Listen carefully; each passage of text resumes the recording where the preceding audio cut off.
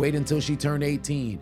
You think people were giving her all of these doggone followers on social media simply because she was funny and she made content that people really went and enjoyed as the time continued to move forward? Because remember, she was in a situation in which it wasn't necessarily a scandal, if you will, but she had made claims that she was getting exploited by her father and her stepmother. All of the money that she would have made by way of social media, she didn't see any of it. It was her folks who was pretty much, and her handlers who was pretty much exploiting her to go out there and make content where she was essentially a victim in all of this in the story. And then here you are now approaching adulthood, and the first thing that you find yourself going towards is OF. She had dropped some music and things of that nature as I was scrolling through her Instagram, but still, you take a look in those comment sections, dating a year, 2 years back, you see a multitude of dudes commenting, oh, OF loading, wait until she turned 18, OF on the way.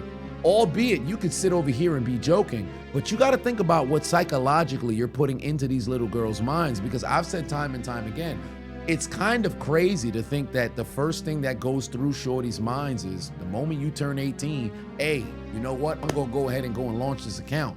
But actually looking at it from their perspective, why wouldn't you? You become a millionaire overnight. Shame has completely been lost in society. It's almost a situation where it's a win-win. There is no lose, because what's primarily on your algorithm? It's getting pushed towards you, and you're not seeing the downside because you ain't seeing folks who in their 30s and 40s and went into the industry and hearing about the horror stories, because that's out of your mind. So are you shocked that you have the youth that essentially are yearning and counting down the days until they make it to 18 to go and exploit these freaky, creepy ass dudes that's out here that's financing this lifestyle?